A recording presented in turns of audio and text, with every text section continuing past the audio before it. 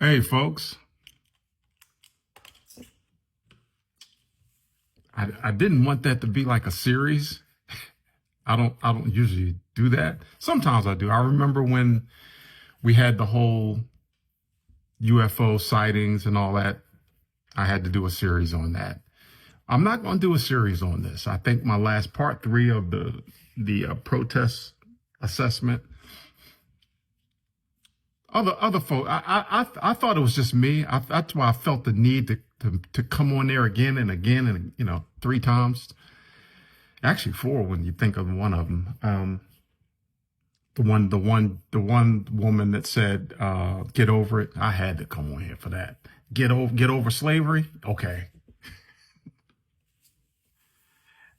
I Anyway, um,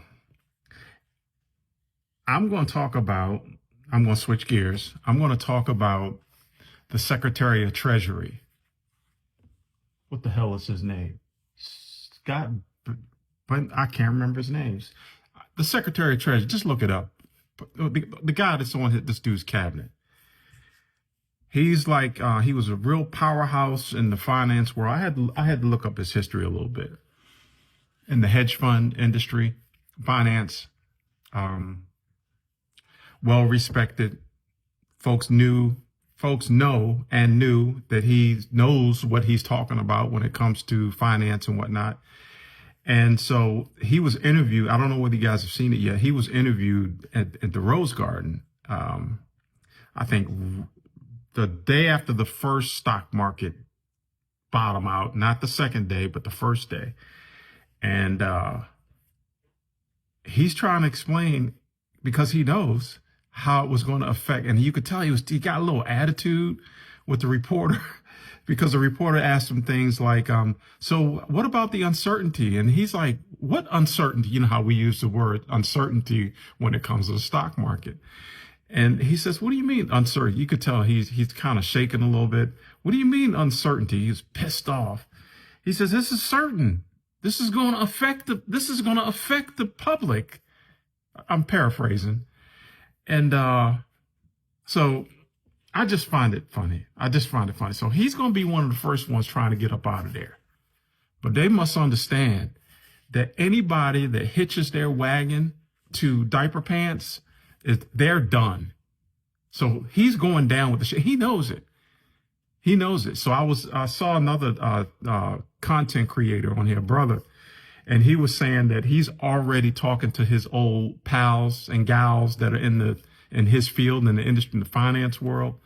And they're all like, hey, pal, you're on your own. You knew what you were doing. When you signed on and hitched your wagon up with this dude.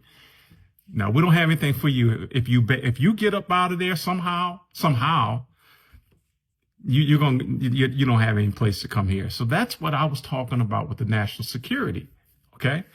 It doesn't matter now.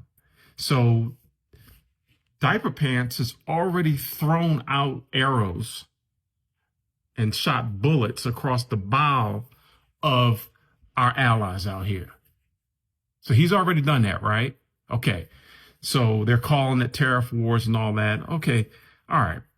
Let's say, like I said in the other video, let's say Monday, he wakes up and decides, just because he can, that's the unfortunate power that these folks gave this dude. He says, I'm going to retract all those tariffs that I've said on India and on China, specifically those two countries. I'm doing that on purpose. And everything will be all right. He's never going to say he did anything wrong. We know that. So then the markets turn back around. But guess what? The damage is done now. So do you think it's like I did the whole friend thing? You got a friend, you've entrusted them with something that you really believe is just between the two of you, and then somehow, some way, 4 or 5 days later, that same information that you know is secret, no one else in the world would know that because it's just coming from you, and in detail, it comes back to you. Same thing. So this guy has destroyed decades of alliances with allies around the world. Do you think that now, and on top of it, the bonus on top of it, you got Peter, who opened up the whole giant can of worms for folks to come into our infrastructure.